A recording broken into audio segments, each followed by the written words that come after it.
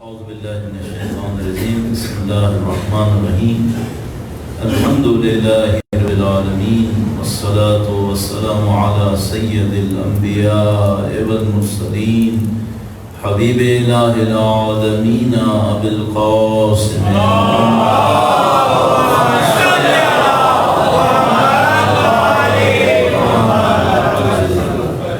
وعلى آله الطيبين الطاهرين سيما بقية الله في الأرضين.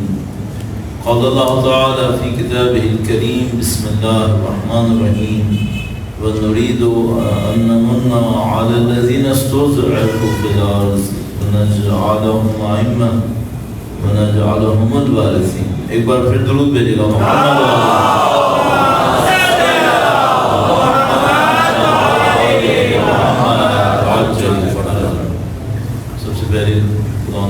انتہائی کرم. ہم کہیں پہ بھی ہو سکتے تھے، ممکن تھا کہ ہم یہاں نہ ہوتے، پتہ نہیں کہاں ہوتے. شاید شیطان ہر رات 2 بجے تک جگاتا ہو، آج کی رات سلا دیتا. ہو سکتا تھا کسی بازار میں پھنس جاتے، کسی بیماری میں مبتلا ہو جاتے. اعوذ باللہ، بہت کچھ ہو سکتا تھا. ساری رکاوٹوں پر اللہ کی رحمت سے آپ نے کنٹرول حاصل کیا اور آپ آگئے در اہل بیت اطہار. نعمت ہے یا نہیں؟ نعمت. اب نعمت میں یہ ہوتا ہے کہ اگر آپ دل کی گہرائی سے شکر بجا لائیں، دل کی گہرائی سے، صرف زبان سے نہیں. ایسا نہیں کہ مثلا مولانا نے کہا درود تو سب نے درود بھیجو، ایسا نہیں. دل کی گہرائی سے سوچیں کہ نعمت ہے یا نعمت نہیں. پہلے اس کو اچھی طرح سوچیں کہ جو میں نے ابھی آپ کی خدمت میں عرض کیا، یہ نعمت ہے یا نعمت نہیں ہے. نعمت ہے. اگر نعمت ہے، دل کی گہرائی سے اللہ کا شکر بجا لانے کے لیے درود بھیجیں محمد.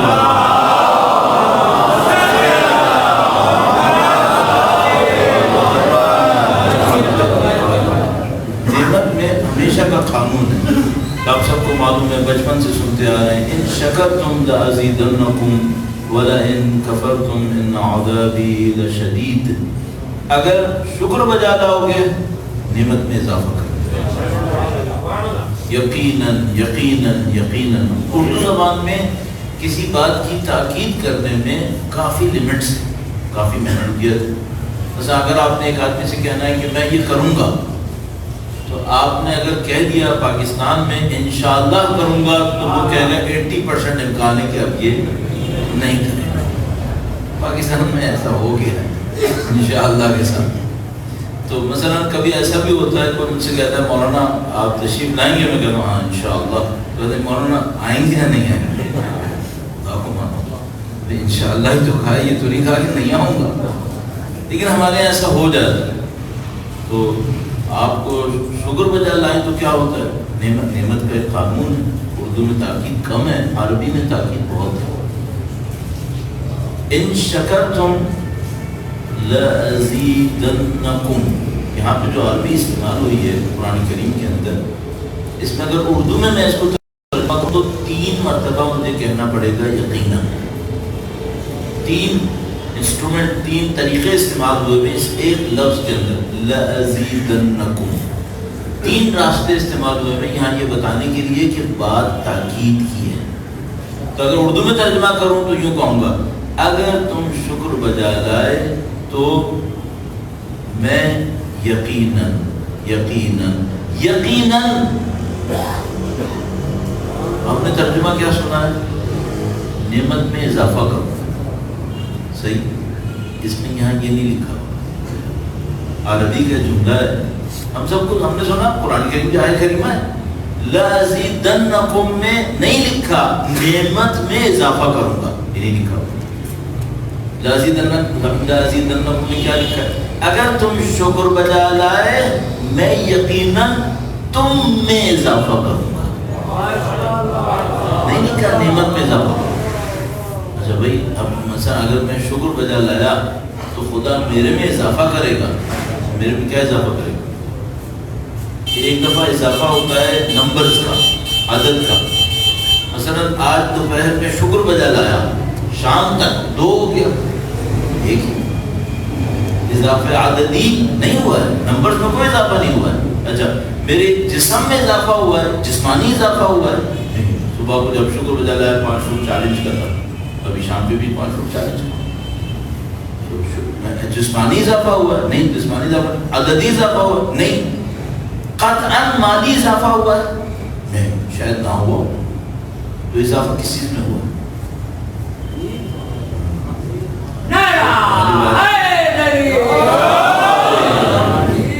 تو ابھی یہ ایک پوائنٹ جو میں نے ابھی آپ کی خدمت میں عرض کیا کہ میں اس لیے عرض کر رہا ہوں، ہم لوگوں نے قرآن کریم پہ غور پڑھتے ہیں، سنتے ہیں، جو مشہور ہے وہ چل رہا ہے ہمارے ذہن کے اندر، لیکن کبھی اس کے اوپر جا کے اگر غور کرنا شروع کریں تو عجیب عجیب چیزیں سامنے آئیں. اچھا اب بھائی آپ شکر بجا لائے تو آپ کا اضافہ کیا ہوا؟ ہاں اب انسان کے اندر اضافے 2 طرح کے ہوتے ہیں. جلدی سے اس کو عرض کروں گا، موضوع تو یہ نہیں تھا لیکن جلدی سے اس کو عرض کرتے ہوئے، کبھی اضافہ ایسا ہوتا ہے جو آج ایک چیز بڑھ گئی ہے کل ممکن ہے گھٹ جائے. اچھا خدا ایسے نہیں کرتا، خدا ایسے نہیں کرتا. اگر خدا کسی میں کچھ اضافہ کرے وہ گھٹنے والا اضافہ نہیں ہوتا ہے، وہ بڑھنے والا اضافہ ہوتا ہے. غیر منقوص ما عطیت، دعائے رجبیہ یا من نرجو لکل خیر، اس میں آتا ہے غیر منقوص، جو تو نے دیا ہے اس میں کبھی نقص نہیں آتا. صحیح. تو اب خدا نے میرے اندر کیا اضافہ کیا ہے؟ ایک دفعہ اضافہ ہوتا ہے، ہم کہتے ہیں مولانا یہ ایسا، آپ پریشان نہ ہو، خدا کہہ رہا ہے میں ثواب میں اضافہ کروں گا. لکھا ہے وہاں پہ ثواب؟ نہیں. نعمت لکھا ہے؟ نہیں. لکھا ہے تم میں اضافہ کروں گا. مجھ میں کیا اضافہ ہوگا؟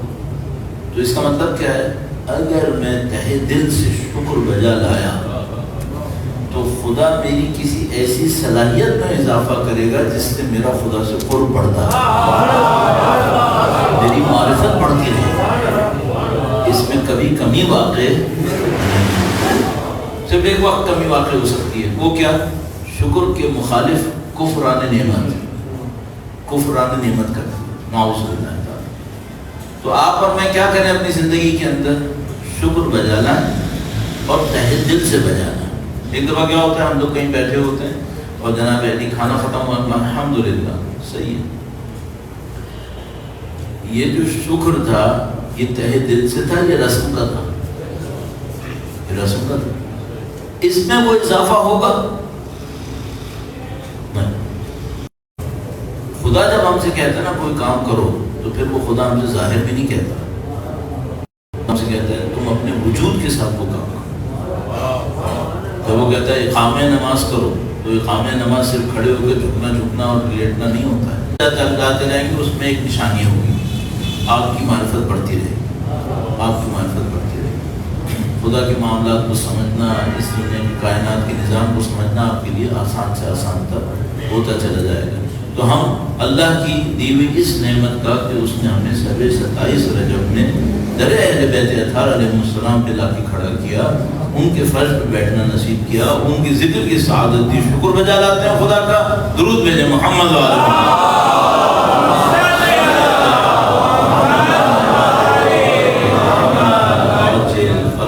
اور بھائی میں تو یہ بھی سوچتا ہوں کہ اس سال یہ نعمت مل گئی، کوئی گارنٹی ہے کہ اگلے سال تک زندہ ہوں؟ نہیں. تو ابھی اگر مجھے فرض کرو اگلا 27 رجب نہیں ملنا ہے تو یہ 27 رجب کتنا اہم ہے پھر میرے لیے؟ یہ تو بہت اہم ہو گیا. تو ابھی پتہ نہیں نا مجھے، تو میں سوچ رہا ہوں انشاءاللہ زندہ رہوں گا. اب اللہ نہ کرے کہ یہ زندہ رہنے والا انشاءاللہ بھی وہی ہو جائے جو ہم انشاءاللہ کرتے ہیں. اللہ انشاءاللہ تہہ دل سے انشاءاللہ سب کو سلامتی نصیب فرمائے، سب کو انشاءاللہ بندگی اور اطاعت کی سعادت نصیب فرمائے. ایک بار پھر درود بھیجے گا محمد.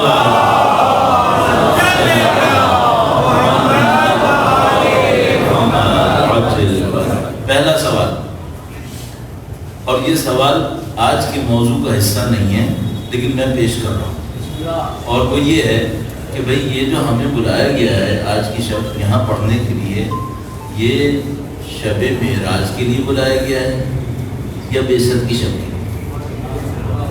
یہ سوال ہے یا نہیں ہے؟ سوال ہے۔ آج سے 30 سال پہلے اگر ہم شب معراج کے پڑھنے کے لیے کسی کے ذہن میں یہ سوال نہ ہوتا، بزرگ تشریف فرما ہوں گے مجھ سے بھی زیادہ عمر کے، ان کو پتہ ہے 30-40 سال پہلے کسی کے ذہن میں یہ سوال نہیں ہوگا کہ یہ بھائی شب معراج ہے یا یہ شب بعثت ہے، کسی کے ذہن میں سوال نہیں تھا۔ کیوں؟ ہمارے بر صغیر میں یہ 27 رجب کی شب معراج کے نام سے مشہور تھی۔ اچھا، ہمارے معاشرے کے اندر کچھ چیزیں ایسی ہیں کہ جو ایسی ہیں جو کسی اور معاشرے کے اندر اہل بیت کے چاہنے والوں میں نہیں، یہ ہیں ہمارے پاس کچھ چیزیں۔ اب ان میں سے کچھ کا تذکرہ تو کرنا ضروری نہیں ہے یہاں پہ، لیکن ایک مسئلہ یہی ہے جیسے کہ بھئی یہ ہے۔ اچھا، اب آپ ایک مستند کتاب ہے آپ کے پاس، تقریباً ہر گھر کے اندر موجود ہے، رائٹر بھی پہچانے ہوئے ہیں، کتاب بھی پہچانی ہوئی ہے۔ کتاب کا نام ہے مفاتیح الجنان، تقریباً سب کے گھر میں موجود ہے، نہیں بھی ہو تو انٹرنیٹ کے اوپر سب کے پاس آ سکتی ہے۔ اس کے ایپس بنے ہوئے ہیں، اردو میں بھی، عربی کے اندر، فارسی میں بھی، سب۔ اچھا، آپ مفاتیح الجنان کے مصنف کون ہے؟ مصنف کا نام ہے شیخ عباس قمی۔ شیخ عباس قمی بڑا نامی گرامی محدث ہیں۔ ان کی ایک اور کتاب جو اردو میں ترجمہ ہوئی ہے وہ احسن المقال ہے، جو کتاب ان کی تھی منتہی الاعمال، جو جہاردہ معصومین کی حیات طیبہ کے اوپر تھی، وہ بھی اردو میں ترجمہ ہوئی۔ مفتی جناب مولانا صفدر حسین نجفی صاحب اللہ مقامہ شریف، انہوں نے وہ کتاب ترجمہ کی تھی۔ تو شیخ عباس قمی جانے پہچانے ہیں قوم کے اندر، قمی کی طرح سے ہی پتہ ہے کہ قوم کے تھے، بہت مشہور و معروف محدث میں اعتبار ان کا۔ تو انہوں نے یہ کتاب دعاؤں کی لکھی تھی۔ اس وقت میں دنیا میں جہاں کہیں بھی اہل بیت کے چاہنے والوں کے پاس جاتا ہوں، جہاں کہیں بھی گیا ہوں، آج تک تو مجھے کوئی سینٹر، کوئی مرکز ایسا نہیں ملا جہاں پر مفاتیح الجنان نہ ہو۔ چپے چپے کونے کونے میں یہ کتاب پھیلی ہوئی۔ صحیح، آج کی شب کے اعمال اس کے اندر ہوں گے، پورے سال کے اعمال لکھے ہیں تو آج کی شب کی کیوں نہیں ہوں گے؟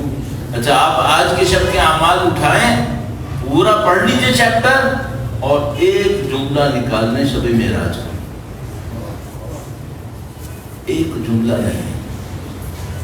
مثلا شیخ عباس قمی نے مفاتیح الجنان کے اندر آج کی شب کو شب معراج نہیں لکھا تو کیا لکھا؟ انہوں نے لکھا ہے کہ بھئی یہ شب بعثت ہے۔ اچھا، بعثت کیا ہوتا ہے؟ یہ اردو میں ہمارے ہیں یہ لفظ زیادہ مشہور نہیں ہے۔ بعثت مبعوث، یہ تو مشہور ہے، مبعوث ہونا یہ تو مشہور ہے، صحیح ہے نا؟ اللہ کے نبی مبعوث ہوئے، یعنی اردو میں ہم ترجمہ کرتے ہیں بھیجے گئے، بھیجے گئے، صحیح۔ تو یہ شب بعثت مشہور ہے علماء کے درمیان پوری دنیا میں، بر صغیر میں یہ شب مشہور ہے شب معراج۔ چلو اب مشہور ہو گئی، اب ہمیں کیا لڑنے کا کوئی فائدہ تھوڑی ہے۔ مثلا اگر یہاں پہ کسی نے ہم سے کہا مولانا شب معراج پڑھنے، ہم کہیں ہم شب معراج پڑھنے نہیں آئیں گے، تو ہمیں کیا فرق پڑتا ہے؟ ہم شب معراج پڑھنے جائیں گے اور پڑھیں گے شب بعثت، ہمارا کیا جائے؟ صحیح، شب معراج کا بھی تذکرہ کر دیں گے، بعثت کا بھی تذکرہ کر دیں گے، اس میں کیا جا رہا ہے؟ لیکن اگر کتاب میں جا کر ڈھونڈنے کی کوشش کی تو کیا ملے گا؟ شب بعثت، 27 رجب کی شب۔ 2-3 اعمال ہیں آج کی شب میں، جیسے تو کل آپ کا ورکنگ ڈے ہوگا، لیکن اب تو ہر رات جاگتے ہی ہیں۔ میرا خیال میں اگر میں بیچ میں رک کر ایک جملہ عرض کر دوں آپ سب کے لیے، بچوں سے خاص کر جو جوان ہمارے ہیں، دیکھو اپنے اوپر رحم کرو، ہر روز کم سے کم 6 گھنٹے سو جائے رات میں۔ اس وقت کا دور نفسیاتی بیماریوں کے عروج کا دور ہے۔ نفسیاتی بیماریاں ایسی پھیلی ہوئی ہیں جیسے انسان کے جسم میں پانی کی پیاس ہوتی ہے، بھوک ہوتی ہے، ایسے نفسیاتی بیماریاں پھیلی ہوئی ہیں۔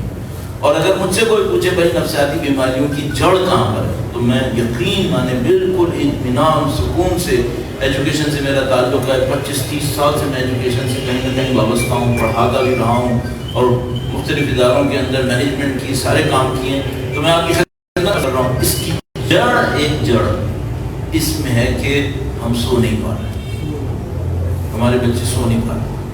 اچھا نہیں سوتے تو کیا کرتے ہیں؟ یہی کرتے ہیں، موبائل ہاتھ میں لیے رہیں گے، دیکھتے رہیں گے، کچھ پتہ نہیں کیا کر رہے ہوتے اور گھنٹوں اسی میں گزار دیتے ہیں.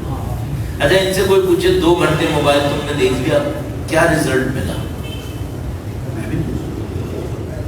تو تمہاری زندگی ضائع ہوئی یا نہیں ہوئی؟ زندگی ضائع ہو گئی.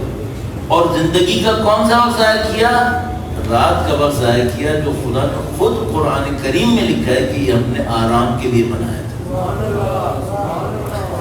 تو بھائی اگر آپ کو ہماری اس سفید داڑھی پہ تھوڑا سا اطمینان ہو رہا ہو اور 40-42 سال سے جو ہم طالب علم ہیں ہم پہ اگر اطمینان ہوتا ہو تقریباً، تو میں آپ کی خدمت میں عرض کروں گا خاص کر جوانوں سے کہ بیٹا رات کا ایک وقت پکڑ لو کہ اس پہ ہم نے سونا ہے اور اپنی نیندیں برباد مت کرو. اس سے نفسیاتی بیمار بنتے جا رہے ہو اور ہماری صلاحیتوں کو زنگ لگے چلے جا رہے ہیں. یہ ظلم مت کرو اپنے اوپر. ایک تو ہمارے پاس ویسے ہی یہ LEDs اور لائٹس وغیرہ اس سب نے ہماری رات برباد کر دی، اندھیرا رہا ہی نہیں، اور جو رہی صحیح کسر تھی وہ اس نے پوری کر دی اس بلو لائٹ نے، موبائل کی LEDs نے. تو آپ اپنے اوپر رحم کریں، زیادہ سے زیادہ اپنے لیے ایک ٹائم بنا لیں، 12 ساڑھے 12 جتنے بجے بھی آپ سمجھتے ہو. جلدی کا میں نہیں کہہ رہا ہوگا نہیں کر سکتے، ایک ٹائم بنا لو کہ بس اب اس کے بعد کچھ نہیں، اس کے بعد بس سونا ہے. آپ کہیں گے مولانا آپ میلاد پڑھ رہے ہیں، سونے کی باتیں کیوں کر رہے ہیں؟ بھائی سونے کی باتیں اس لیے کر رہا ہوں کہ اگر تمہارا دماغ ہی نہیں ہوا تو نہ بحثت اس میں آئے گی نہ معراج اس میں آئے گا. دماغ بچے گا تو کچھ آئے گا نا. تو پہلا کام تو میں یہ کروں کہ دماغ بچاؤں کہ بھائی کو دعا ڈالنا ہے اس کے اندر، زیارت ڈالنی ہے، تو پہلے دماغ کو بھائی اپنے اوپر رحم کرو، سونے کا وقت بناؤ، اچھی طرح سو. اور اگر زندگی میں ایک کام کر لو تو یقین مانو تمہاری زندگی کہیں سے کہیں پہنچ گئی. پچھلی دفعہ بھی کہا تھا جلدی سے، اس دفعہ بھی کیا بھی کسی بھی چیز کا تم نے زندگی میں اگر نظم و ضبط سنبھالنا ہے، کسی بھی زندگی میں، مثلا میری کیریئر میرا صحیح ٹائم پہ ہو جائے، یہ صحیح ٹائم وہ صحیح ٹائم، ایک کام کر لو سر، نماز پہلے وقت میں پڑھو بس. ابھی میں دیکھتا ہوں بچہ جاگا تھا 5 بجے تک جاگ رہا تھا، نماز کے ٹائم سے 10 منٹ پہلے سو گئے. اب جب تم 5:30 تک جاگ ہی گئے تھے تو 6 بجے تک بھی جاگ لیتے، پڑھ کے سو جاتے کم از کم. یا اگر تم 4 بجے تک جاگ ہی گئے ہو تو 2 گھنٹے اور جاگو گے، پڑھ کے سو. اب اگر مثال کے طور پر پہلا نسخہ کیا ہوا، صحیح ٹائم پہ سو جاؤ. دوسرا نسخہ کیا ہوا، اگر تم صحیح ٹائم پہ نہیں سو رہے ہو نا تو پھر نماز پڑھ کے سو، نماز پڑھ کے سو. کم سے کم ایک کام تو صحیح کر لو. اگر نماز پڑھے بغیر سو رہے ہو اور آپ 10 بجے اٹھو گے تو تم نے 2 کام خراب کر لیا. اپنی زندگی کو منظم رکھو تو آپ کی ہماری زندگی انشاءاللہ بڑی کامیابیوں آئے گی. اور یہ دور سنہری دور ہے، یہ دور گولڈن ٹائم ہے. اس وقت ایسا سنہری دور آیا ہوا ہے کہ جو یہاں پہ جوان اور مثلاً حتیٰ عمر رسیدہ اگر کوئی یہ کہنا کہ مجھے معنوی ترقی چاہیے، یہ گولڈن ٹائم سنہری دور آیا ہوا ہے. درود بھیجے محمد والا.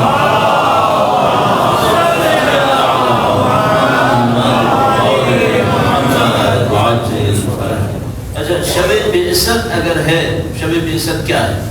اعمال کیا ہے؟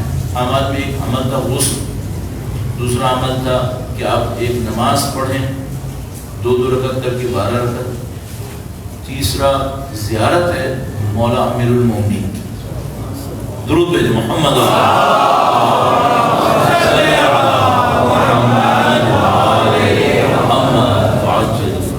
چوتھا ایک دعا ہے، ایک دعا.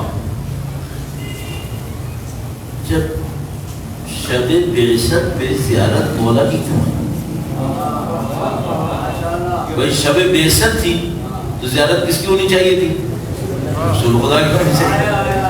اللہ پہلے دن سے بتا رہے جانشین کون ہے.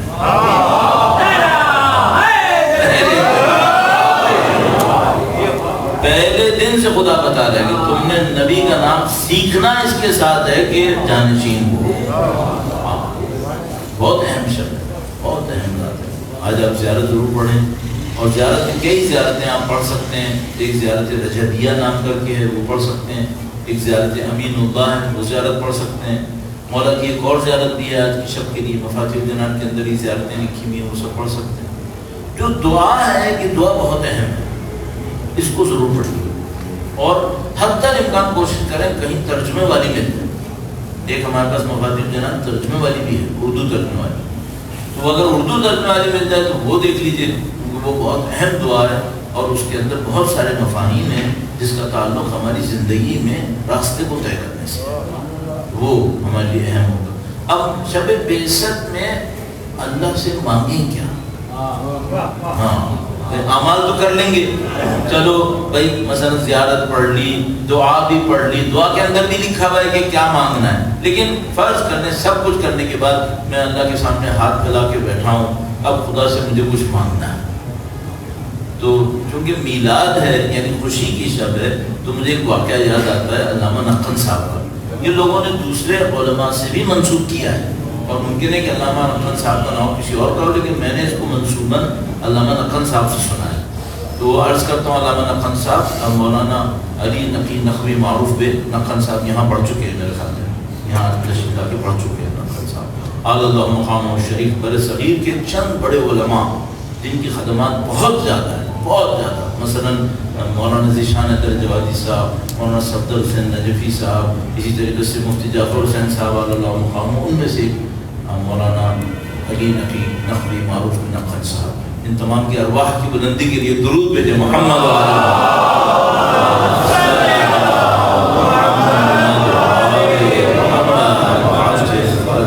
اب یہ واقعہ چونکہ کوئی روایت تو ہے نہیں، ایک عالم کا واقعہ، تو اس کو کئی طریقے سے لوگوں نے بیان کیا. میں ایک طریقے سے بیان کر رہا ہوں، آپ ان پہ سختی نہ کیجیے گا کہ مولانا کہیں اور کیسی اور طریقے سے بیان ہوا ہے. جملہ آپ نے تبدیل کر دیا کہ قرآن تھوڑی ہے، نہ روایت ہے. ایک واقعہ ہے، واقعہ میں اس طرح سے بیان کرتے ہیں کہ جیسے اعمال کی کوئی رات تھی، اور نقن صاحب اور یا جو بھی عالم دین تھے، وہ ایک علاقے کے نواب صاحب یعنی جاگیردار کے پاس پیسہ بہت زیادہ تھا، ان لوگوں نے اعمال ساتھ انجام دیے اس محفل میں. مولانا نے کروائے، انہوں نے بھی انجام دیے. تو بعد میں تھوڑا سا وقفہ ہوا، گویا جیسے سحری سے پہلے تھوڑا سا ایک وقفہ ہوتا ہے کہ بھائی آپ کچھ. تو وہ دونوں باہر نکلے اور یہ بات کر رہے تھے کہ اس شب میں کوئی ایک لمحہ ایسا آتا ہے جب ہر دعا پوری ہو جاتی ہے. یہ ہوتا ہے. اچھا یہ ہمارے پاس روایت بھی موجود ہے کہ تم لوگ یعنی میں سادہ اردو ترجمہ کروں، تم لوگ قول فول باتیں مت کیا کرو. کیوں؟ ہر دن کوئی ایک لمحہ ہوتا ہے جب فرشتے سنتے ہیں اور پورا کرتے ہیں. ہر دن میں نفحات یعنی خوبصورت ہوا چل رہی ہوتی ہے. اس ہوا چلتے وقت تمہاری قسمت جاگ گئی کہ تم نے کوئی اچھی بات کہی، تو احتیاط کرو اپنی زندگی کے. اب یہ شبائے قدر جیسے ہوتی ہیں، اس میں تو یقیناً کوئی لمحہ ہوتا ہے. تو وہ دونوں ابھی بات کر رہے تھے، اچانک جیسے لگا درود بھیجے گا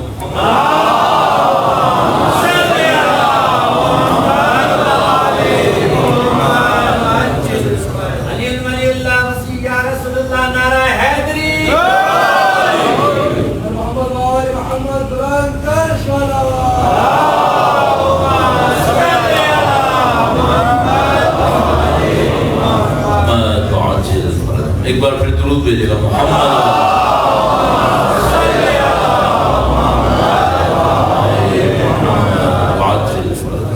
وہ دونوں ابھی یہ بات کر رہے تھے کہ اچانک کوئی روشنی چمکی. جیسی روشنی چمکی اور ابھی وہ یہی کہہ رہے تھے کہ رات میں کوئی وقت آتا ہے جب جو دعا مانگو پوری ہو جاتی ہے. تو یہ گویا دونوں ٹھٹک گئے کہ یہی وہ لمحہ ہے. دونوں کے ذہن میں آیا کہ یہی وہ لمحہ ہے، اور دونوں نے اسی وقت کوئی دعا مانگی. تو وہ جو نواب صاحب تھے انہوں نے کہا مثلاً عالم دین سے کہ کیا آپ کو بھی یہی لگا کہ یہی لمحہ ہے؟ انہوں نے کہا بھی یہی لگا کہ یہی لمحہ ہے. تو کہا کہ میں دعا مانگنے میں کامیاب ہو گیا. آپ نے بھی دعا مانگی؟ انہوں نے کہا ہم نے بھی دعا مانگی. کہا کہ مولانا آپ نے کیا دعا مانگی؟ یعنی آپ بتائیے آپ نے کیا دعا مانگی؟ اب ذرا فرق. انہوں نے کہا کہ مولانا یہ جو بزنس ہوتا ہے اس میں ہول سیل کا بزنس ہوتا ہے، جس کو آپ لوگ اچھی طرح جانتے ہیں آڑتی کہتے ہیں، سبزی وغیرہ یہ پھل وغیرہ بڑی مقدار میں خریدتا ہے، تو انہوں نے کہا کہ میری فلاں فصل کی آڑت میں نقصان کا امکان تھا، تو میں نے دعا مانگی کہ خدا میری اس آڑت میں اس فصل میں برکت ڈال۔ صحیح؟ اچھا، دعا کوئی بری دعا ہے کیا؟ برکت کی دعا کی، صحیح، دعا اچھی تھی۔ معوذ باللہ تعالیٰ کہ کسی کوئی حرام چیز مانگی تھی نہیں، ایک بندہ دیندار بندہ ہے، اس نے کہا کہ خدا میری اس فصل کے اندر برکت ڈال، بڑی اچھی بات۔ تو مولانا نے سنا، کہا ٹھیک ہے، تو کہا آپ نے کیا دعا مانگی؟ کہا ہم نے دعا مانگی کہ خدایا ہماری نسل میں علم اور تقویٰ قرار دے۔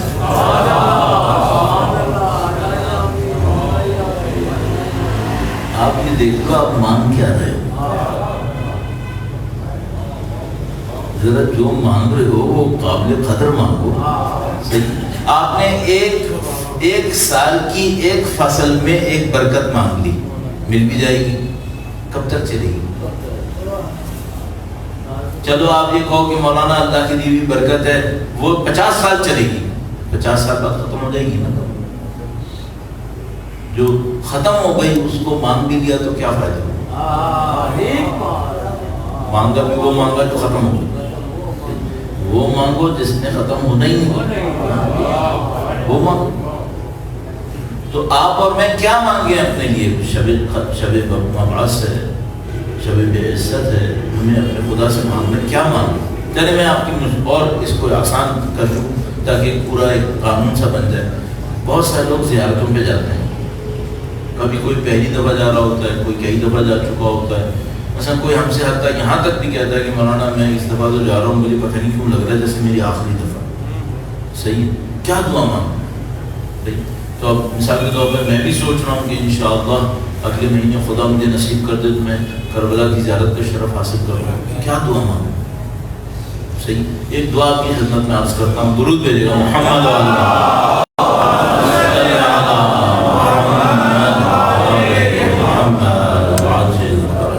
ایک دعا، وہ کیا دعا؟ بہت سادہ لفظوں میں اگر کہوں بغیر کسی مزید سسپینس کیے ہوئے، اور سادہ سے یہ دعا مانگوں کہ اے مولا میری زندگی آپ کی نوکری میں گزرے، جو بھی میری زندگی ہے آپ کی نوکری میں گزرے۔ صحیح، اچھا اب یہ نوکری کسی کہتے ہیں؟ نوکری کیا ہے بھائی؟ ایک ہمارے یہاں پہلے زمانے میں غلام کا لفظ ہوتا تھا، صحیح، اب غلام کو سمجھنا ہمارے یہاں کافی مشکل ہو گیا، لیکن آج کل لوگ جابس کرتے ہیں، جاب کو ہمارے یہاں کیا کہتے ہیں؟ نوکری۔ صحیح، اس لیے ہم نوکری کہتے ہیں، لیکن ہمیں نوکری کا لفظ اچھا نہیں لگتا۔ اصل میں ہمیں مولا سے کہنا چاہیے تھا مولا میری زندگی آپ کی غلامی میں، غلامی میں۔ نوکر جو ہوتا ہے نا یہ تو 8 گھنٹے کا ہوتا ہے، غلام ہوتا ہے 24 گھنٹے کا ہوتا ہے۔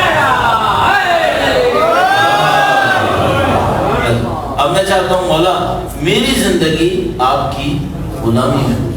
اچھا، غلام کی ایک خاصیت ہوتی ہے، غلام اپنا سب کچھ اپنے مالک کے لیے کرتا ہے۔ مثلا قدیم زمانے میں جو غلام ہوا کرتے تھے، اگر کبھی مالک اس سے کہہ دے آج رات نہیں سونا ہے، تو یہ سو نہیں سکتا، اگر سوئے گا تو اس نے مخالفت کی۔ قدیم زمانے میں غلاموں کو ایسی ایسی باتیں کہہ دیتے تھے، بعض اوقات کی مصیبت بن جاتی تھی۔ مثلا اس نے ایک غلام تھا، اس کو کسی بات میں سزا دینی تھی، اس سے کہا تم یہ ایک زنجیر تم ہمیشہ اپنے جسم پہ باندھ کے چلو، ختم، اور اس کو باندھنی پڑے گی، کیوں؟ اس کا غلام جو چاہے گا کرے گا۔ تو ہم کیا کہہ رہے ہیں؟ ہم یہ کہہ رہے ہیں مولا مثلا میرے پاس کچھ تعلیم ہے، میرے پاس کچھ پیسہ ہے، میرے پاس کچھ عزت ہے، میرے پاس کچھ جائیداد ہے، تعلقات ہیں، میں یہ نہیں کہہ رہا کہ میری زندگی میں سے کیا آپ کے کام ہے، میں کہہ رہا ہوں میری پوری زندگی آپ کے کام ہے، سب کچھ آپ کے کام ہے۔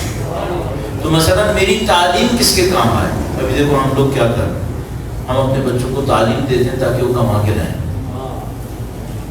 یہ ہو رہا ہے۔ اچھا وہ جو ہم کماتے ہیں، دیکھو ایسی عجیب سی بات، اگر کہیں کسی کی کمائی میں میرا جیسا مولوی اٹھ کر کہہ دے کہ بیٹا اس میں خمس بنا دے،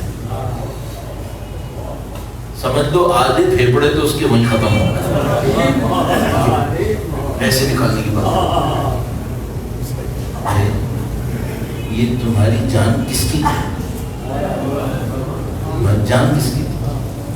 تم نہیں کہتے تھے بے ابی انت و امی یا ابا عبداللہ، اے ابا عبداللہ آپ کا میرے ماں باپ قربان، یہ نہیں کہتے؟ تو بھائی آپ اپنی جان کے ساتھ، مال کے ساتھ، عزت کے ساتھ، تعلقات کے ساتھ کس کے ہو؟ آپ کے پاس دو راستے ہیں، یا تو آپ اپنے بن جاؤ، آپ یہ کہو یہ سب میرا ہے، ٹھیک ہے آپ کا ہے تو آپ کا ختم ہو گیا، جاؤ پھر تم جانو، تمہارا کام جانا، یا آپ یہ کہو کہ نہیں یہ میرا نہیں ہے، میرا نہیں ہے تو کس کا ہے، طے کرو۔ یہ ہم نہیں کرنا چاہ رہے، یہ ہم نہیں کرنا چاہ رہے، ہم یہ چاہتے ہیں آپ روزوں پہ جائیں، اپنی پریشانیاں ان کے سامنے کہیں، مولا میرا بیٹا بیمار ہے، میری نوکری کا مسئلہ ہے، میرے کاروبار کا مسئلہ ہے، میرا گھر پھنسا ہوا ہے، میرا یہ ہوا ہوا ہے، میرا وہ ہوا ہوا ہے، یہ سب آپ میرے لیے حل کروا دیں۔ اچھا یہ بتاؤ یہ تم ہو کس کی؟ تو تم یہ کیوں نہیں کہہ کے آئے کہ مولا میں آپ کا قربان ہونا چاہتا ہوں؟ بھئی آپ اپنا اسٹینڈرڈ تھوڑا سا پڑھے کرو۔ ہم میں اور ان لوگوں میں چھوٹی سی ایک بات ہے، وہ ایک بندہ تھا وہ کچھ عرصے پہلے دین مبین رائے حق کو قبول کرتا ہے، تو وہ کھڑا ہوتا تھا ایک دعا مانگتا تھا، اس کی دعا پوری ہو جاتی تھی۔ ایک بندہ تھا جو ہم لوگوں کی طرح جلدی پشتی دیندار تھا، وہ کھڑا ہوتا تھا، اس کی دعا پوری نہیں ہوتی تھی۔ تو اس نے مولا سے کہا کہ مولا ہم تو جلدی پشتی اور ہماری دعا پوری نہیں کرتے، اور یہ جو کل آیا ہے اس کی آپ ہر دعا پوری کر دیتے ہیں۔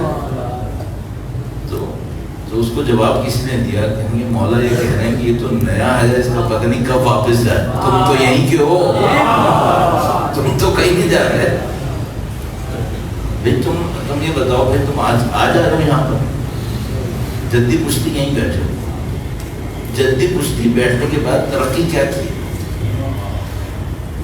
کل جب آئے تھے تب بھی دکان مانگ رہے تھے، ابھی جو تیسری نسل ہے وہ بھی دکان مانگ رہی ہے، ترقی کیا ہوئی؟ کچھ ترقی کرو، کچھ آگے بڑھو۔ اور یہ سنہری دور کیوں کہا میں نے آپ کو؟ سنہری دور اس لیے کہا کہ قومیں مولا کے نام پر پتہ نہیں کہاں پہنچ گئی، پتہ نہیں کیا کچھ حاصل کر رہے۔ اب ہم لوگ کب تک صرف یہی کرتے رہیں گے کہ مولا سے کہتے رہیں گے مولا میری یہ مشکل، میری یہ مشکل، میری آپ کہیں گے میں آپ مشکلات دور کرنے کے لیے کہاں جائیں؟ میں قطعاً کہوں گا انہی کے در پہ جاؤ، قطعاً یہ کہوں گا ان کے در پہ جاؤ، لیکن اس مشکل کو حل کروانے کے بعد کیا ہوگا؟ زندگی کس کے کام آنی ہے یہ آپ طے کریں۔ اب میں تھوڑا سا اس کو کنیکٹ کرتا ہوں مبعث سے، بعثت سے، اور اس کام سے جو آج کی جیسی شب میں خدا ہم سے چاہتا ہے کہ ہم انجام دیں۔ درود بھیجے گا محمد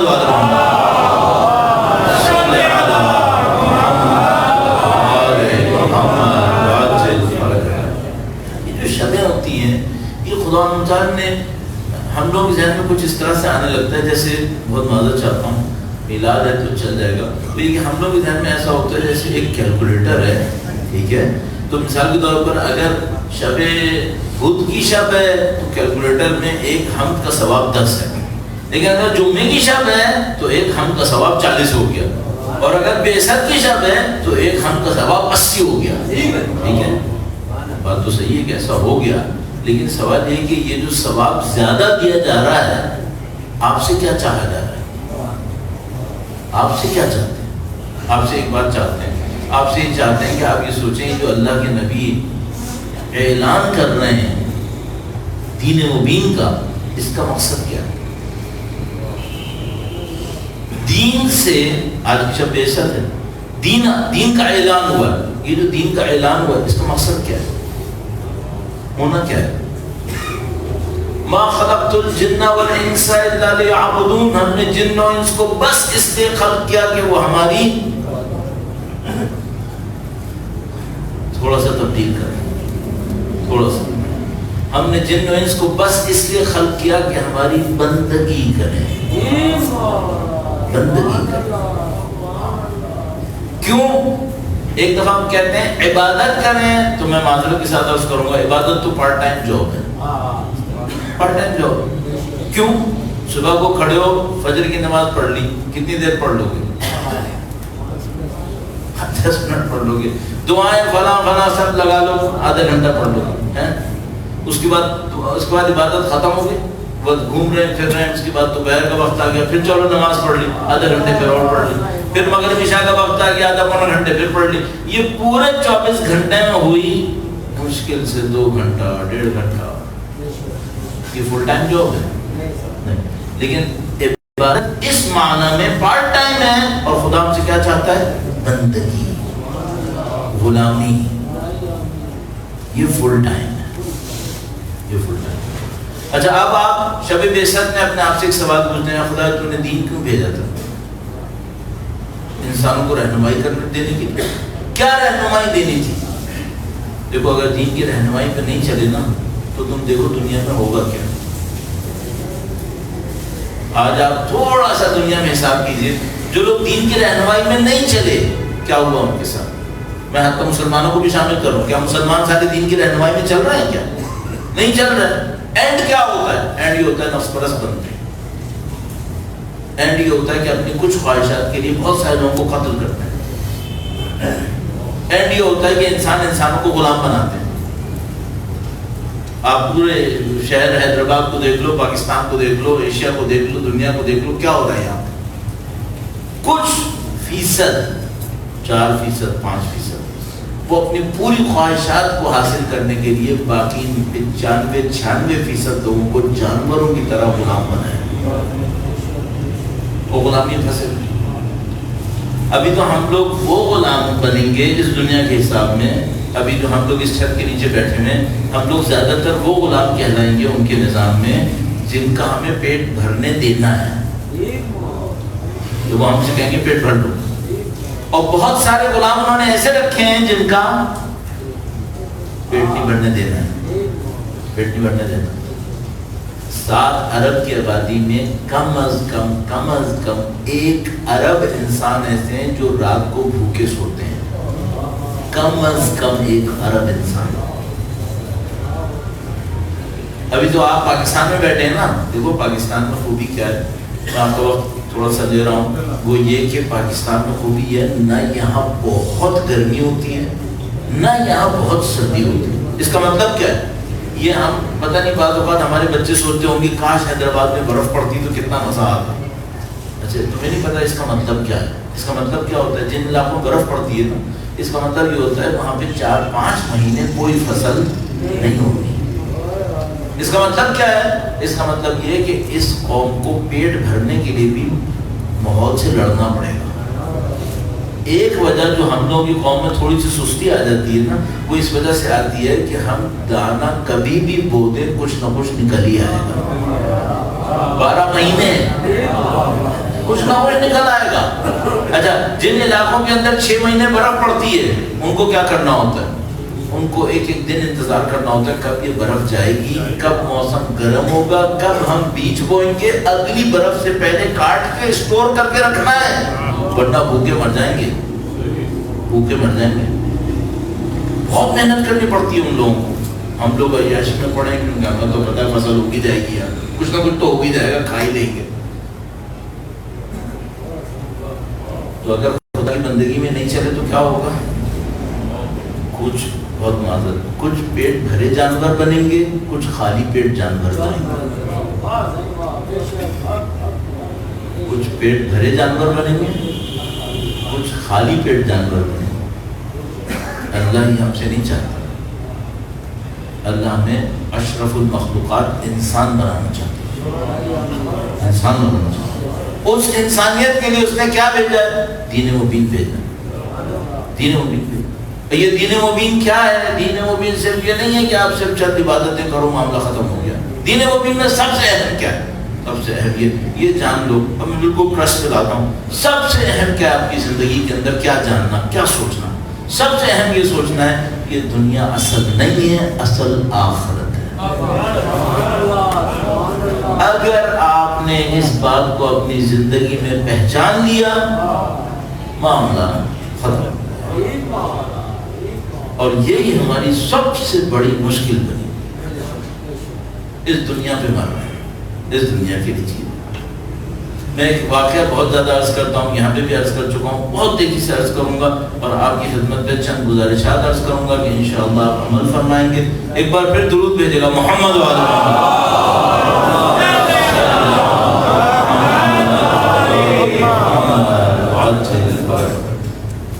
ابھی کچھ دن پہلے میں ایران میں کچھ بچوں کے لیے ایک درس دے رہا تھا آن لائن. تو کون بھی طالب علم تھے، انہوں نے ہم سے کہا کہ بھئی آپ ایک معاملے کے اوپر ہمیں ایک درس دیں. ہم نے دے دیا. تو وہاں پہ ایک بندہ خدا نے، طالب علم نے ہم سے کہا کہ مولانا مثلا ہم نے ایک پروگرام بنایا ہے کہ ہم اس طرح تحقیقات کریں گے، یہ کریں گے، وہ کریں گے. اس کا ہم نے ایک ڈھانچہ بنایا، اسٹرکچر. یہ ڈھانچہ آپ ہمیں جلدی سے بتا دیں کہ یہ صحیح ہے یا غلط ہے، اس کا کیا ہونا چاہیے. تو میں نے اس سے کہا کہ بھئی یہ کام تر لمبا ہے. ہم لوگ جو طالب علم لوگ ہیں، جو ہم دین کو سمجھنے والے، کوشش کرنے والے لوگ ہیں، ہم ایسے نہیں ہیں. یہ انبیاء کا کام ہوتا تھا کہ ان کے پاس ایک بندہ آتا تھا اور مثلا نبی کے پاس کوئی بندہ آتا تھا، وہ کہتا تھا اے اللہ کے نبی دور سے آیا ہوں، جلدی جانا ہے، جلدی سے مجھے دین سکھائے نہ جاؤں. ہم لوگوں کے پاس اگر کوئی آ کر نماز بھی اتنی تیزی سے سیکھنے لگے نا تو ہم اسے گھر واپس بھیج دیں گے کہ بیٹا جاؤ، یہ میں اتنی جلدی میں تمہیں نماز بھی نہیں سکھا سکتا. ہم بھی ایسے نہیں کرتے تھے. ان کے پاس تو علم تھا اس کا، اللہ کی طرف سے دیا. تو ایک بندہ آیا اور اس نے اللہ کے نبی سے یہی کہا، بہت سخت لہجے، سخت لہجے. اس نے اللہ کے نبی کو ایسے خطاب کیا سختی کے ساتھ اور کہا کہ اے اللہ کے نبی، میں دور سے آیا ہوں اور مجھے جلدی واپس پہنچنا ہے، جلدی سے مجھے دین سکھائیں تاکہ میں جاؤں. صحیح، جلدی سے دین سکھائیں. اب یہ واقعہ میں کئی دفعہ عرض کر چکا ہوں مختلف جگہوں میں. اللہ کے نبی نے ایک آیت سکھائی، ایک آیت سکھائی. انبیاء لوگوں کے دماغوں کو پہچانتے تھے، اس کے حساب سے بات کرتے تھے. ابھی ہم لوگوں کے ساتھ کیا مشکل ہے؟ مثلا ممکن ہے آپ مجھے سننے آئے ہو آدھا گھنٹہ، میں 1 گھنٹہ بولتا رہا اور 30 منٹ سننے کے بعد آپ دعائیں کرو اے خدایا یہ کب ختم ہوگا کہ ہم گھر کو جائیں. یہ ہم لوگوں کی مشکل ہے. انبیاء ایسے نہیں کرتے تھے. اگر انبیاء نبی کے سامنے کوئی بندہ آ رہا ہے، وہ کہہ رہا ہے اے نبی جلدی سے مجھے سکھائیں میں جاؤں، تو اب اللہ کے نبی اس سے نہیں کہیں گے تم یہاں بیٹھو 4 گھنٹے یہ سیکھو وہ سیکھو. نہیں، تو ٹھیک ہے جلدی سے سیکھنا چاہنا ہے، ایک جملہ سکھا دو، سیکھو گے؟ اس نے کہا میں سیکھوں. ایک صحابی کو کہا تم جاؤ اس کو سکھاؤ. ایک آیت سکھانا بس، اور کچھ نہیں سکھانا. وہ مولویوں کا ڈر ہوتا ہے نا سب بھر دے گا پھر اس کی. انہوں نے کہا نہیں، ایک آیت سکھانا سے. اس نے کہا ٹھیک ہے. وہ لے گیا اور اس کو بتا دیا پہلے سے اللہ کے نبی نے کہ یہ آدمی سختی سے سیکھے. درود بھیجے محمد والا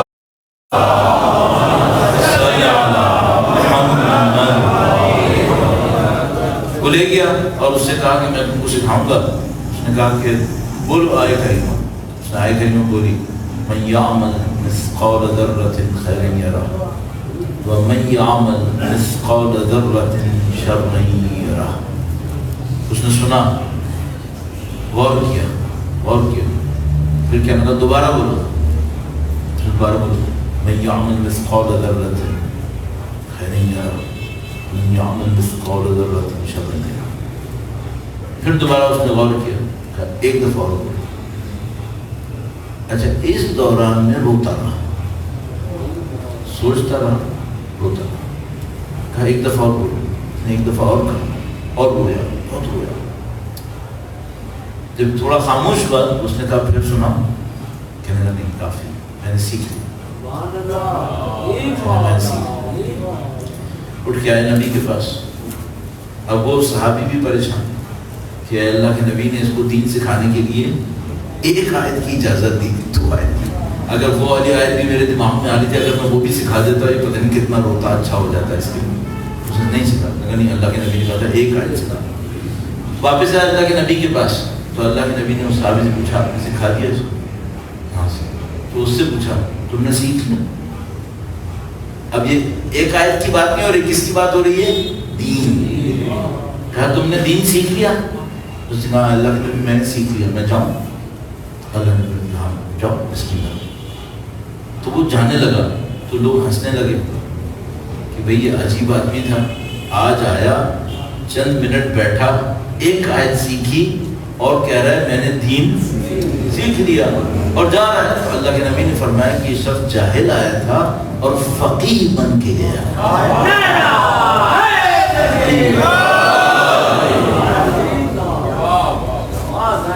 مجھے 38 سال ہو گئے، اگر مجھ سے کوئی کہے فقیہ ہو تو میں تقریباً قسم کھا سکتا ہوں کہ بھائی میں نے، خدا کا واسطہ میں نہیں.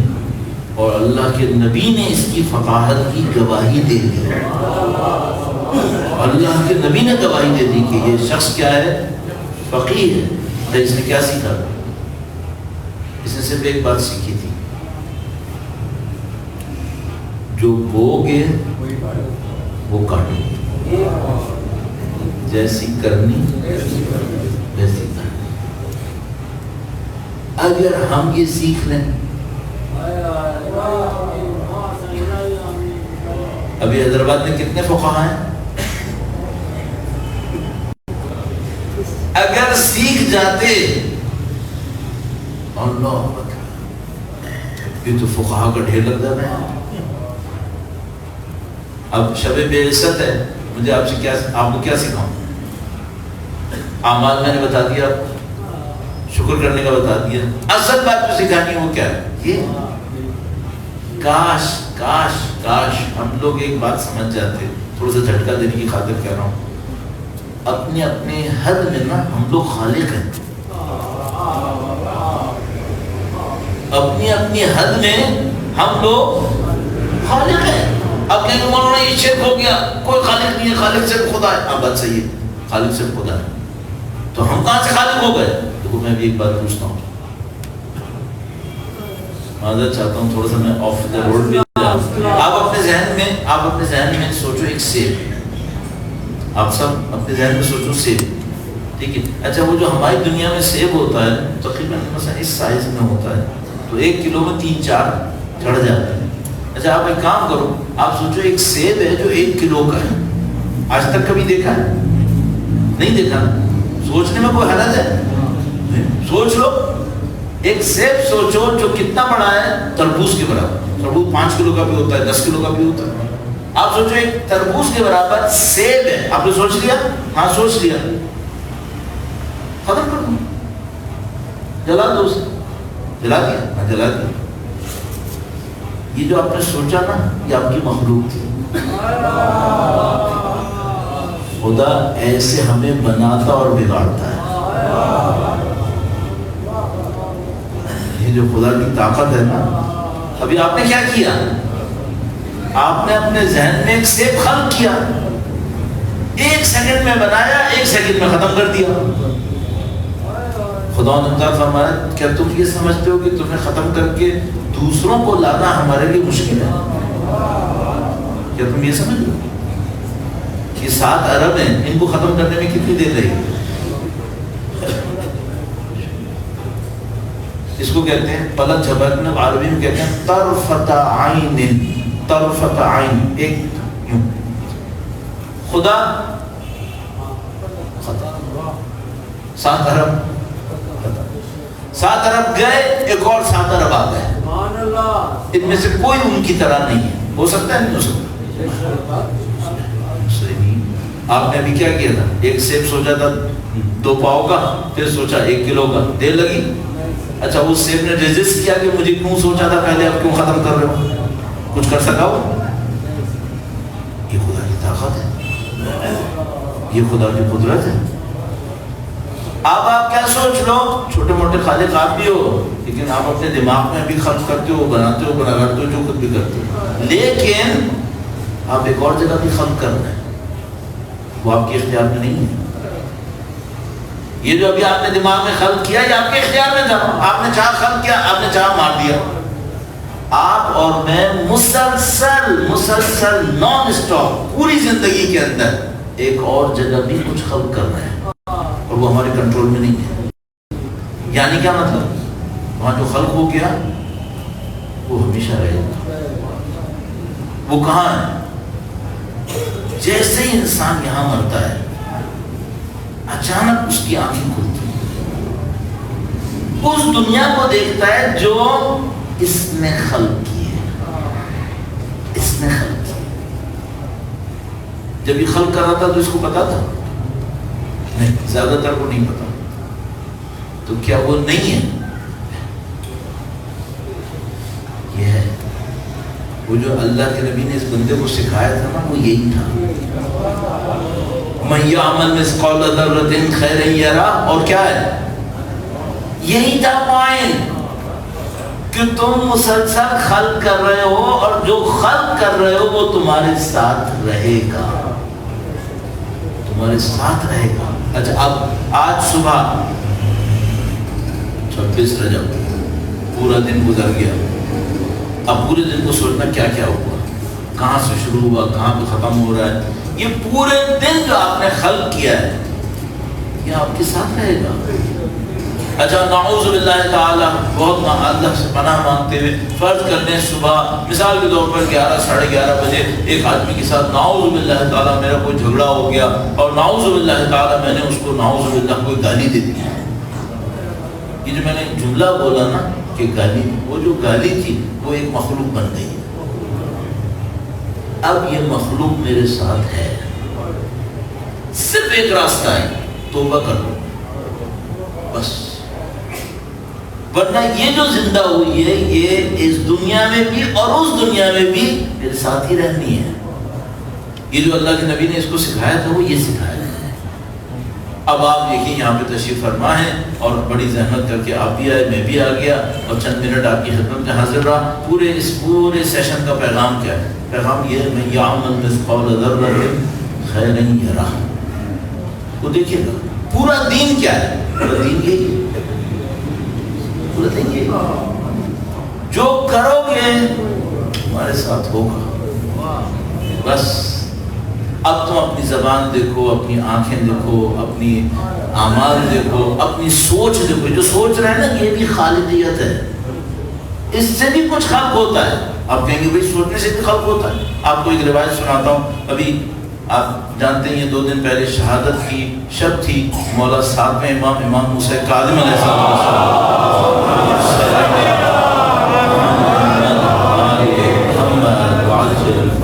صرف سوچنے سے کیا ہوتا ہے؟ امام کی ایک روایت، اور میں آپ کی ذہن تمام کروں. اس کے بعد امام نے روایت میں ارشاد فرمایا کہ اگر کوئی شخص اپنے کسی مومن بھائی کی مشکل کو حل کرنے کے لیے گھر سے نکلے. اچھا، گھر سے نکلنے کا مطلب کیا ہے؟ یعنی ضروری نہیں گھر سے نکلے، یعنی کوشش کرے، کوشش شروع کی. کہا کہ اگر کوئی شخص اپنے کسی مومن بھائی کی ضرورت کو پورا کرنے کے لیے، مشکل کو حل کرنے کے لیے گھر سے نکلے اور پوری نہ کر سکے، فرض کیا ہے؟ فرض یہ کہ اس بندے نے کوشش کی لیکن وہ مشکل کو حل نہیں کرا. ایک بندہ آیا اور اس نے کہا کہ بھائی میرا بھائی مثلا فلاں رشتہ دار بیمار ہے، اس ڈاکٹر سے مجھے ٹائم دلوا دو. صحیح ہے. آپ نے کہا کہ میں کوشش کرتا ہوں، آپ نے جناب اس ڈاکٹر سے کانٹیکٹ کرنے کی کوشش کی، وہ ڈاکٹر آپ کو نہیں ملا. بات کی اس نے آپ کی بات کو ریگارڈ کیا، اس نے کہا میں ٹائم نہیں دیتا. آپ کی کوشش کامیاب نہیں ہوئی. اب کیا ہوا؟ امام نے فرمایا اگر کوئی شخص اپنے کسی مومن بھائی کی مشکل کو حل کرنے کے لیے گھر سے نکلے، کامیاب نہ ہو مشکل کو حل کرنے میں، تو اس کا اجر اس شہید کا ہے جو اپنے خون میں غرق ہوا ہے. اس کا اجر اس شہید کا ہے جو اپنے خون، اللہ کے راہ میں اپنے خون میں غرق ہوا ہے. تو اس کا اچھا اس نے کیا کیا تھا؟ اس نے نیت ہی تو کی تھی. رزلٹ میں ٹائم لے پایا تھا؟ نہیں. نیت تو کر لی تھی نا. یہ نیت خالقیت ہے. نیت بھی خلق کر رہی ہے. اچھا اب آپ سادہ سا کام ایک کرو، ہمیشہ دوسروں کے لیے اچھی نیت کرتے رہو.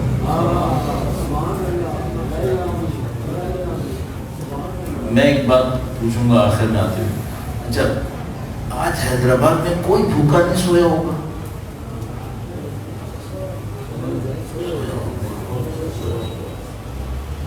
پہلی بات تو یہ کہ کیوں سویا ہوگا، یہ مسئلہ ہے. میرے گھر میں تو فریج میں چیزیں ہیں، اور وہ جو سویا ہوگا وہ مجھ سے کوئی سینکڑوں کلومیٹر کے فاصلے پہ نہیں سویا ہوگا. پہلی بات تو یہ کہ یہ کیوں ہوا. صحیح. اچھا سویا ہوگا، آپ نے کسی بھوکے کی بھوک میں سونے کے درد کو احساس کیا کبھی؟ بھوکے کو نیند کیسے آتی ہے، اس کو سوچا ہے کبھی؟ کیوں نہیں سوچا؟ اللہ کا دین کیا ہے اور اللہ کا دین کیا ہے؟ انسانوں کے کام آنے اور کیا ہے؟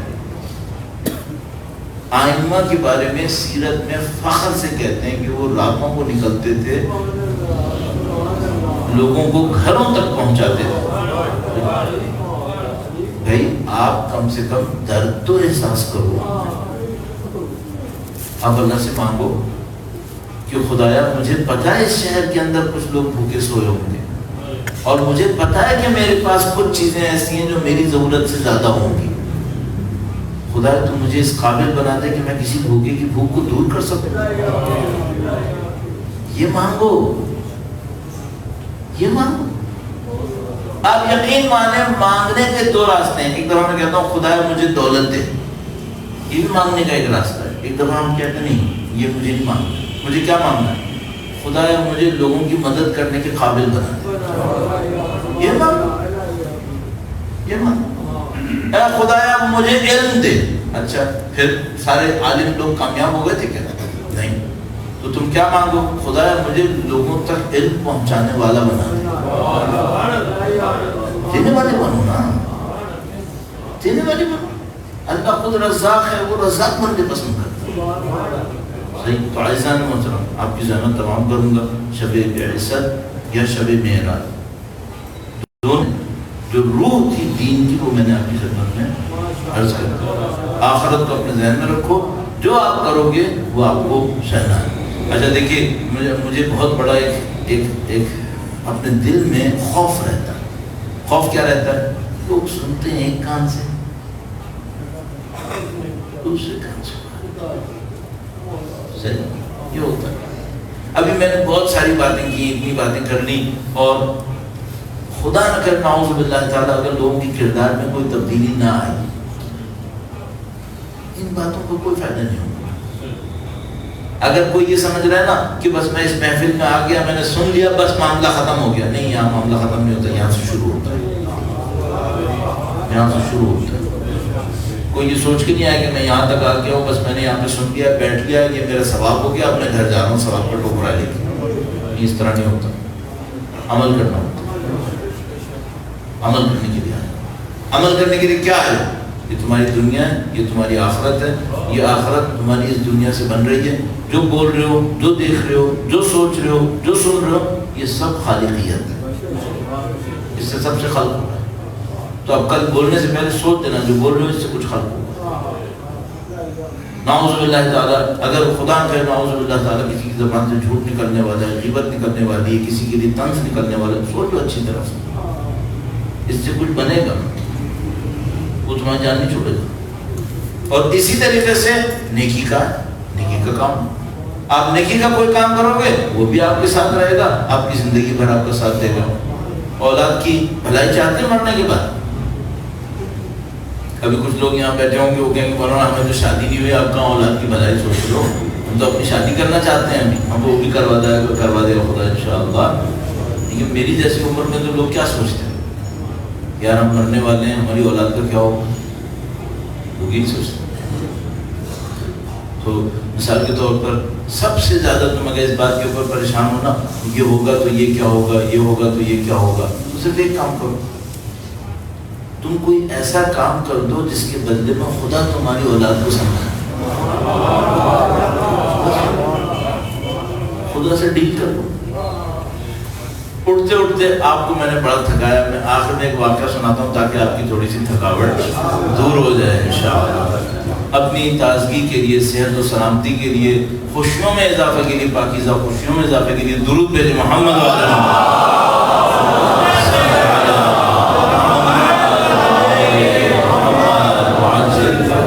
ایک ہمارے جاننے والے نے، میں مشہد گیا تھا ایک دفعہ، وہاں پہ ایک جاننے والے نے یہ واقعہ سنایا.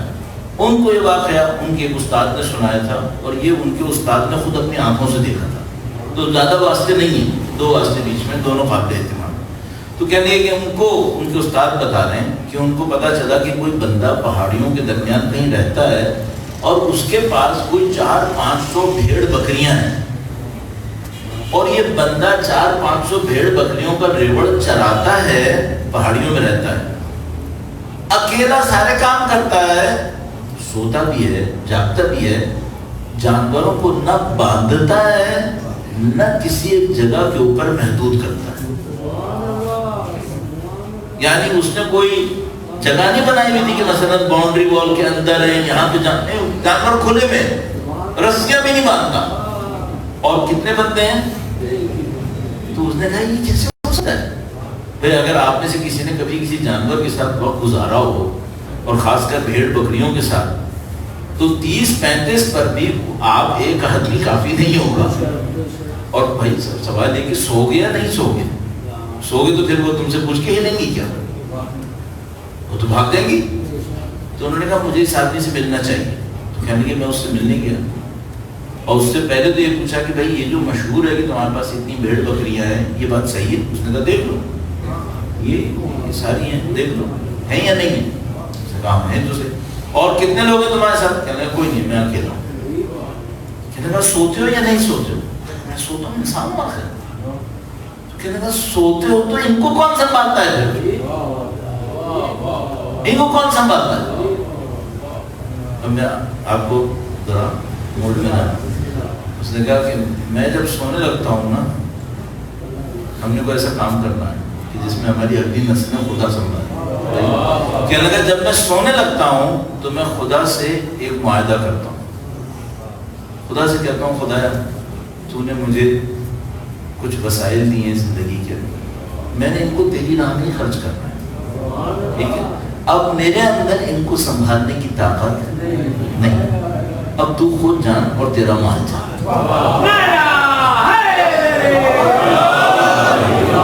کہنا ہے خدا یہ مال تیرا ہے، میں بھی تیرا ہوں، سب کچھ تیرا ہے، ٹھیک ہے؟ جب تک تو نے مجھے طاقت دی، میں جاگ رہا تھا، میں سنبھال رہا تھا، اب میں سونے والا ہوں، اب تیرا کام ہے، تو جان تیرا مال جانے، میں سو رہا ہوں. کہنے لگا میں سو جاتا ہوں. کہنے لگا تم ہمیشہ ہر رات یہی کرتے ہو؟ کہنے لگا میں ہر رات یہی کرتا ہوں. تو کہنے لگا کہ کبھی تمہاری بکریوں کو کوئی نقصان نہیں پہنچا؟ کہنے لگا نہیں، کبھی کوئی نقصان نہیں پہنچا. ایک دفعہ ہوا. کہنے لگا ایک دفعہ ہوا، ایک میری بھیڑ مر گئی تھی. کہنے لگا اچھا اتنے سالوں میں ایک دفعہ صرف ایک بھیڑ مری ہے؟ کہنے لگا ہاں ایک دفعہ تھا، ایک بھیڑ مری تھی. کہنے لگا چلو اچھا وہ تو سناؤ کیا ہوا تھا؟ کہنے لگا ہاں ایک رات تھی، میں یہی کر کے خدا سے سو گیا کہ خدایا میں تھک گیا ہوں، اب میں سو رہا ہوں، تو جان تیرا مال جانے، میں سو رہا ہوں. کہنے لگا میں سو گیا، اور جب میں سو گیا تو رات کو مجھے کھٹ پٹ کی آوازیں آئیں. کہنے لگا جہاں میں سو رہا تھا نا، میں وہ جگہ بھی بند نہیں کرتا. تو کہنے لگا اب جب میں نے کمبل اٹھا کے سر نکالا تو میں نے دیکھا 3-4 بھیڑیے آئے ہیں. کہنے لگا 3-4 بھیڑیے آئے. تو کہنے لگا ابھی میرے سونے کا ٹائم باقی تھا، تو میں نے کمبل اوڑھ لیا اور میں نے خدا سے کہا خدا ہے میں تیری جگہ جاب کرنے کی موڈ میں نہیں. تو وہ تھا میرا وقت نہیں آیا ابھی، میں سو رہا ہوں. کہنے لگا میں سو گیا کہ بھائی بھیڑیے جو کچھ کرنا ہے، میرا تو جاب کا ٹائم نہیں ہے، جب میرا جاب کا ٹائم آگا تو میں دیکھوں گا. کہنے لگا تھوڑی دیر کے بعد میرے جاگنے کا ٹائم آ گیا. کہنے لگا میں نے کمبل اٹھا کے دیکھا، وہ کمبل بھیڑیے پھر وہیں کھڑے تھے. اب کہنے لگا میرا ٹائم آ گیا تھا، اب مجھے اٹھنا بھی تھا. کہنے لگا میرے اندر پھر ہمت نہیں ہوئی کہ میں اٹھوں گا، بھیڑیوں سے لڑنا پڑے گا مجھے. تو کہنے لگا میں نے خدا سے کہا خدا اگر تو چند گھنٹے اور کر لے تو تیرے اوپر کوئی اثر نہیں پڑے گا، میں نہیں اٹھ رہا. تو جانتے کہ بھیڑے جائے میں نہیں اٹھ سکتا بھائی، جس کو ہم لوگ کہتے ہیں نا بھائی تھوڑا اوور ٹائم کر لے، میں کام کروں. کہنے لگا میں پھر سو گیا. کہنے لگا پھر جب میں صبح کو اٹھا تو میں نے دیکھا بھیڑیے ویڑیے ختم ہو گئے تھے، سب جا چکے تھے. میں اٹھ گیا، میں نے اپنے کام کاج نپٹائے. پھر میں نے بھیڑوں کو گنا کہ کل بھیڑیے آئے تھے تو ہوا کیا؟ تو کہنے لگا ایک بھیڑ کم تھی. تو کہنے لگا میں نے یہ سوچا کہ یہ خدا نے کیوں کیا ایسا کہ میری ایک بھیڑ کم ہونے دی، جبکہ بھیڑیے زیادہ آئے تھے. اگر ہر بھیڑیا بھی ایک بھیڑ اٹھا کے لے کے جاتا بہت زیادہ ہو جاتی. کہنے لگا پھر میں نے غور کیا تو مجھے ایک بات سمجھ میں آئی، یہ وہ بھیڑ تھی جو کل بیمار ہو گئی تھی. خدا نے بھیڑیے بھیجے تھے تاکہ بیمار بھیڑ کو میرے ریوڑ سے دور کر دیں.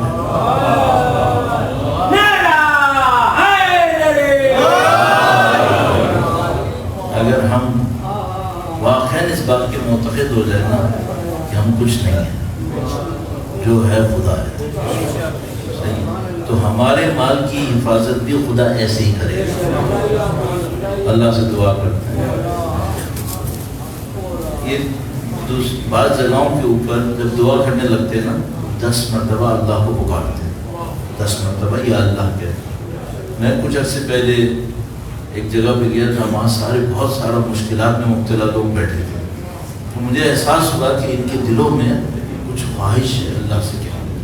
تو مجھے سمجھ میں آیا کہ میں بھی یہی کام کروں. تو اس دن سے میں نے یہ کرنا شروع کر دیا اور مجھے فخر ہے الحمدللہ رب العالمین کر رہا ہوں. اس کو آپ سے بھی کہوں گا، آپ ہر نماز کی بات نہیں کر سکتے، ہر نماز کے بعد 10 مرتبہ کہیں.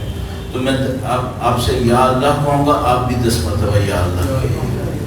اسمک العظیم العظم العز الاجل الاکرم یا اللہ یا اللہ یا اللہ یا اللہ یا اللہ یا اللہ یا اللہ یا اللہ یا اللہ یا اللہ. پروردگار تجھے واسطہ نبی اولاد نبی کا اس شب کا واسطہ پاک پروردگار اس خلیل کو اپنی بارگاہ میں قبول فرما. اے خدا تجھے قرآن و اہل بیت کا واسطہ ان کی نورانیت سے ہمارے قلوب کو منور فرما. اے خدا تجھے شب بعثت کا واسطہ ہے پاک پروردگار نبی و خدا اور مولا امیر المومنین کی ذوات مقدسہ کا واسطہ ہمیں ان کی نورانیت سے مستفید ہونے کی سعادت نصیب فرما. ہمارے تمام مرحومین کی قبور کو ان کی نورانیت سے منور فرما. ہمارے تمام مرحومین کے تمام گناہان صغیرہ و کبیرہ کی مغفرت فرما. اے خدایا ہمارے تمام گناہان صغیرہ و کبیرہ کی مغفرت فرما. اے خدایا تجھے شب بعثت کا واسطہ نبی اور مولا کی اس ولایت کا واسطہ ہے پاک پروردگار دنیا اور آخرت میں اہل بیت کی شفاعت نصیب فرما. ان کی نظر لطف نصیب فرما. ان کے نام کے صدقے میں ہمارے بیماروں کو شفا نصیب فرما. جو بے گناہ جیلوں کے اندر ہیں آزادی و رہائی نصیب فرما. اے خدایا اس دعا کو خاص کر سوچیے گا. اے خدایا نسلاً بعد نسل قیامت تک ہماری تمام نسلوں کو علی کے چاہنے والوں میں قرار فرما. ان کے راستے پر چلنے والوں میں قرار فرما. ان کی نصرت کرنے والوں میں قرار فرما. خدایا اسی دنیا کے اندر ان کے وارث کا ظہور کا دن دیکھنا نصیب فرما. ان کی نصرت کی سعادت نصیب فرما. خدایا دنیا میں جو کوئی جہاں کہیں بھی حب علی کے ساتھ ہے اس کی جان مال عزت و آبرو کی حفاظت فرما. خدایا یمن کے مومنین کو فتح و نصرت نصیب فرما. ان پر حملہ کرنے والے آل سعود کو نیست و نابود فرما. اے پاک پروردگار مجدداً مکرراً تیرے حضور دعا ہے خدایا تجھے بی بی سیدہ کا واسطہ. اے خدایا ان کے فرزند مولا اور آقا امام آخر الزمان کے ظہور میں تعجیل فرما.